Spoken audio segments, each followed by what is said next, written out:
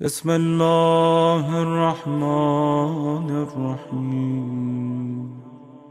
سورہ زخرف کی 1.5 آیت ایسی ہے کہ جو آپ سب کو زبانی یاد ہے. 2 آیت پوری نہیں، 1.5 آیت، کیونکہ مسلسل استعمال میں اور ایسے استعمال میں ہے کہ بسا اوقات تو پڑھنے والوں کو یہ بھی نہیں معلوم کہ یہ دعا پڑھ رہے ہیں کہ آیت پڑھ رہے ہیں.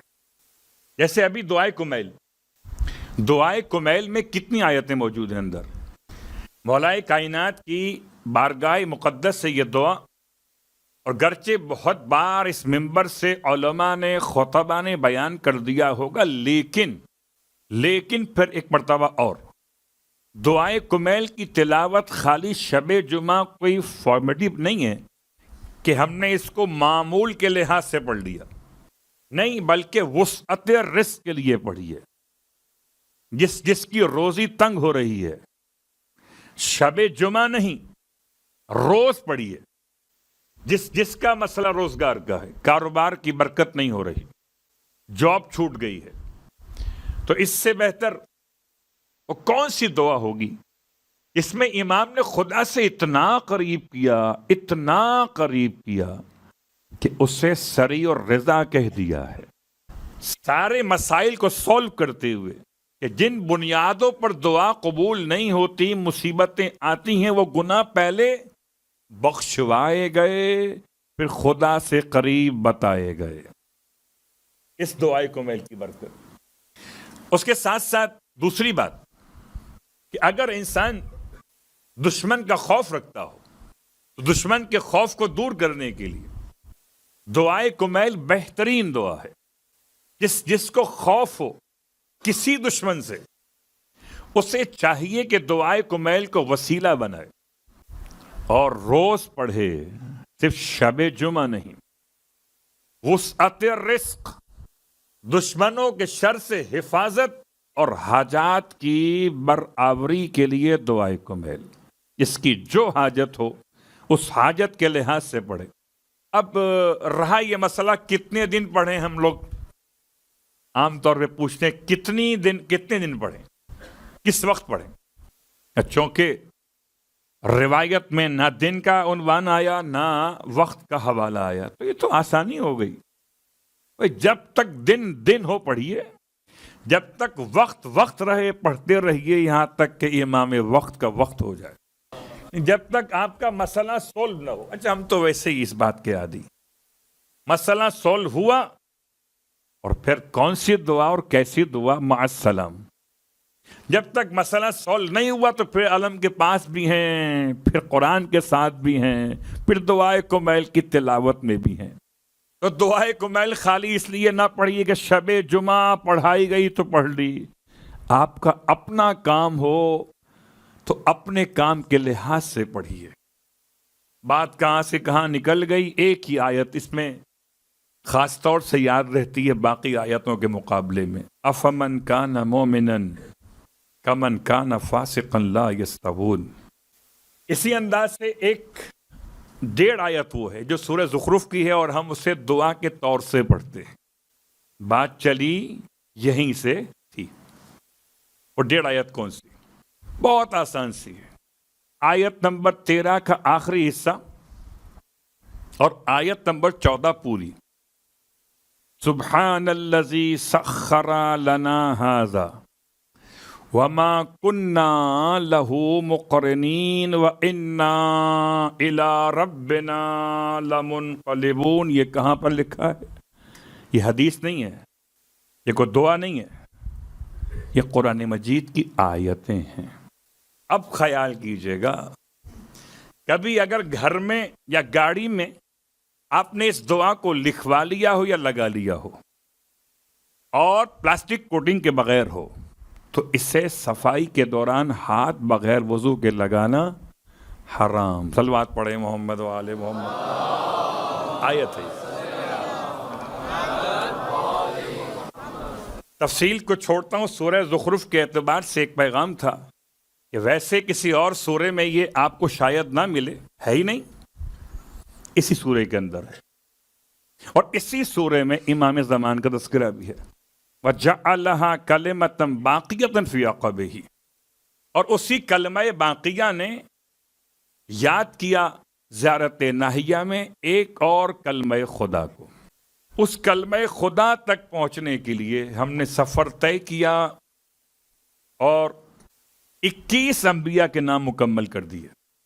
آج 22ویں نام پر ہم آ گئے. کوشش تو تھی کہ بڑی تیزی کے ساتھ چلیں، لیکن بہرحال انبیاء کے ذرا ذرا سے تذکرے بھی اتنے طولانی ہو گئے کہ بات یہاں تک پہنچی. السلام علی عیسیٰ روح اللہ و کلمتہ. لفظ کلمہ، سلام ہو عیسیٰ پر. اچھا خوب، عیسیٰ پر سلام. حضرت عیسیٰ علیہ السلام کے بیان سے پہلے کل بالکل جاتے جاتے تذکرہ ہوا تھا، لیکن مکمل نہیں کیا تھا. اس سے پہلے کہ میں مجلس پڑھ کے اتروں پھر کوئی سوال کر لے. کیا نام تھا وہ؟ جناب یحییٰ، حضرت زکریا کے لختے جگر. اور پورے روئے زمین پر جناب یحییٰ کا نام اس لیے یحییٰ رکھا گیا کہ یحییٰ ایسے معجزاتی طور پر پیدا ہوئے کہ زکریا بوڑھے ہو چکے تھے اور زکریا کی ماں حضرت عیشا خاتون بانجھ ہو چکی تھی. یہ بانجھ تھیں اور وہ بوڑھے تھے، تو یہاں بھی امکان نہ تھا ظاہر اسباب کے طور پر، اور یہاں بھی امکان نہ تھا ظاہر ساخت خاتون کے طور پر. تو اب ان دونوں کے امکانات کے ختم ہونے کے بعد خدا نے ایک نئی زندگی دونوں کی زندگی میں بنا دیا یحییٰ کو بھیج کر. اللہ اکبر. بہت سی مثالیں ہو سکتی ہیں. جب کبھی کوئی پہلی مرتبہ ماں بنے خاتون تو ٹھیک ہے، بعد میں وہ اور صاحب اولاد ہو جائے. پہلی اولاد کا مسئلہ اور ہوتا ہے، اور پہلی اولاد کو عربی محاورے میں بکر کہا جاتا تھا. بکر کا مطلب کہ جس نے ابتدا کی ماں کو ماں بنانے کی، جس کے آنے سے ماں بن گئی. تو بکر سب کے لیے بکر ہو سکتا ہے، لیکن جس کے یہاں اولاد کا امکان ہی نہ ہو اس کے یہاں بکر نہیں یحییٰ ہوگا. الحیات، یحییٰ کا ترجمہ ہے حیات، اور ایسی حیات کہ دونوں میں موت کی علامت تو تھی، حیات کی علامت نہیں تھی. حضرت زکریا اور جناب یحییٰ کی زندگی سرکار سید الشہداء کے اعتبار سے مطابقت رکھتی ہے. تو آئیے سورہ احقاف کی آیت نمبر 15 پہ آتے ہیں، جہاں پروردگار عالم نے شب جمعہ بھی ہے. شب جمعہ خاص طور سے دل چاہتا ہے کہ ذرا سا عظمت والدین پر بھی گفتگو ہو جائے. تو شب جمعہ اپنے ماں باپ کو یاد کرتے ہوئے پھر یاد دلا دوں کہ نماز مغفرت والدین شب جمعہ کے اندر قید نہیں ہے. روز پڑھیے، جب ماں باپ کی محبت یاد آئے تب پڑھیے. شب جمعہ ہو کہ نہ ہو مگر ماں باپ کی محبتوں کا شکریہ تو ہونا چاہیے. الفاظ کے وَوَصَّيْنَا الْإِنسَانَ بِوَالِدَيْهِ إِحْسَانًا حَمَلَتْهُ أُمُّهُ كُرْهًا وَوَضَعَتْهُ كُرْهًا وَحَمْلُهُ وَفِصَالُهُ 30 شهرًا. اس ایک جملے پر خالی حملُهُ وَفِصَالُهُ 30 شهرًا. حضرت یحییٰ شکم مادر میں رہے 6 مہینے. ویسے دنیا کے اور انسان بھی ایسے ہو سکتے جیسے خود مولائے کائنات علی ابن ابی طالب علیہ السلام کے سامنے مسئلہ رکھا گیا. خلیفہ دوم کا دور ہے اور ایک ایسے مسئلے پر امت پریشانی کا شکار ہوئی جبکہ کسی خاتون کی شادی کے بعد ٹھیک 6 مہینے بعد ڈیلیوری ہو گئی. آج کل بڑے مسائل ہیں، اگر دیر ہو جائے تو سویر چاہتے ہیں، سویر ہو جائے تو اندھیر چاہتے ہیں. یعنی اگر ڈیلیوری جلدی ہو جائے تو الزامات لگتے ہیں، اتہامات لگتے ہیں، اور اگر ڈیلیوری لیٹ ہو، بھائی پیدائش نہیں ہو رہی، 4 سال ہو گئے، 5 سال ہو گئے، 10 سال ہو گئے، 20 سال ہو گئے، تو کیا ہوا؟ حضرت زکریا کے بڑھاپے میں اولاد ہوئی تھی. تو اگر کسی کو بڑھاپے میں اولاد ہو جائے تو کہیں اس پر کوئی الزام نہ رکھے کہ پتہ نہیں کس کو لے کر پال لیا ہے یا اپنی اولاد ہے۔ یہ جملہ یاد رکھیے گا۔ حضرت یحییٰ وہ اپنے مقام پر، لیکن جب یہ ایک ان نون پرسن، نام نہیں لکھا ہوا تاریخ میں، کون صاحب تھے کون صاحبہ تھیں، شادی ہوئی دونوں کی، اور ٹھیک 6 مہینے بعد ڈیلیوری ہو گئی، بچہ پیدا ہو گیا۔ ایسے میں وہی مسئلہ آیا کہ عقل موٹی ہے تو قرآن سمجھ میں کیسے آئے۔ جیسے دربار میں یہ مسئلہ بھیجا گیا، بجائے خوشی منانے کے اس خاتون کو قتل کرنے کی تیاری شروع۔ الزام کیا کہ زنا کی اولاد ہے، کہ شادی کے بعد کم از کم 9 مہینے، 6 مہینے کیسے ممکن ہے؟ یقیناً کوئی گناہ کیا تھا پہلے۔ اللہ اکبر۔ بہت آسان ہے کسی کے بارے میں الزام لگانا، بہت مشکل ہے کسی اپنے الزام کو ثابت کرنا۔ یاد رکھیے گا، کسی کے بارے میں برا گمان کرنے کی اجازت نہیں ہے۔ جب اس کا فیصلہ حاکم وقت نے دے دیا کہ اس کو سنسار کیا جائے، گناہ گار عورت ہے، یہ فریاد پہنچی بو تراب تک۔ اور کیا بو تراب تھے نہیں ہیں، وہ کل بھی پہنچتے تھے فریاد کو اور آج بھی پہنچتے ہیں فریاد کو۔ یا علی کہہ کے جو کاغذ پہ قلم رکھا ہے، ایسا لگتا ہے کہ جنت میں قدم رکھا ہے۔ تو کل بھی پہنچتے تھے فریاد کو اور آج بھی پہنچتے ہیں فریاد۔ یہ نہیں دیکھتے مولا کہ بلانے والا کون ہے، گورا ہے کہ کالا، اپنا ہے کہ پرایا۔ بس کوئی پکارے فریاد کے لیے تو امام پہنچ جاتے۔ آ گئے، پوچھا بھائی کیا فیصلہ کیا ہے؟ کہ جی حضور یہ 6 مہینے کی ڈیلیوری کیسے ممکن ہے؟ تو زنا ہی کا بنیاد بنی۔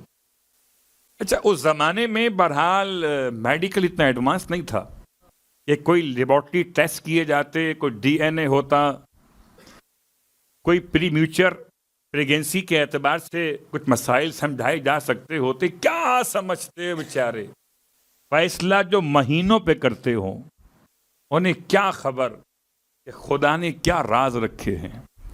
امام نے ارشاد فرمایا مگر یہ 6 مہینے کی بنیاد پر یہ فیصلہ کیسے کیا گیا کہ یہ گناہ گار خاتون ہے، یہ پیدا ہونے والا ولد حلال نہیں، یہ فیصلہ کیسے کیا؟ کیا اس لیے کہ نارمل نہیں ہوتا؟ امام نے ارشاد فرمایا مگر قرآن میں موجود ہے۔ اب جو قرآن روز پڑھتے تھے انہیں خبر نہ تھی قرآن میں کہاں موجود ہے۔ قرآن رٹنا اور ہے، قرآن سمجھنا اور ہے۔ رٹ تو حیوان بھی سکتا ہے، سمجھ خالی انسان سکتا ہے۔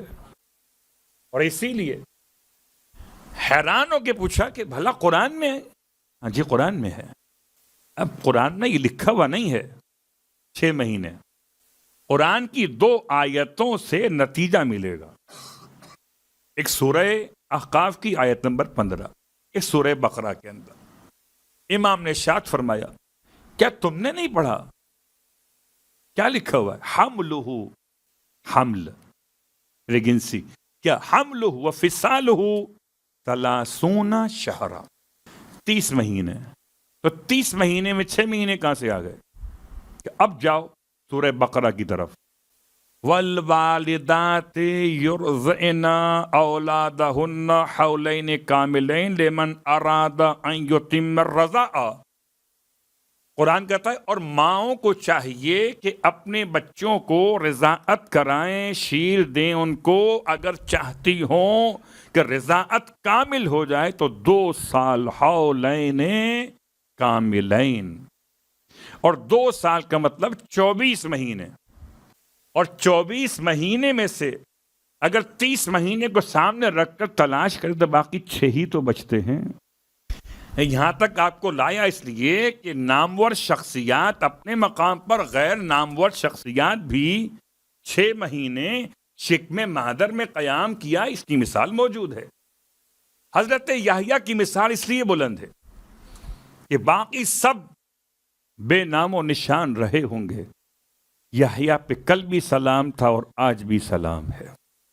سلام علیہ یوم ولد، اور یہ میں نہیں کہتا، حضرت یحییٰ کے لیے قرآن خود کہتا ہے سلام علیہ یوم ولد و یوم یموت و یوم یبعث حیا، سلام ہو یحییٰ پر اس دن جس دن پیدا ہوئے، و یوم یموت سورہ مریم کے اندر، اور سلام اس دن جب یحییٰ کی موت واقع ہوگی، و یوم یبعث حیا، اور سلام اس دن میں جب یحییٰ دوبارہ زندہ کر کے اٹھائے جائیں گے۔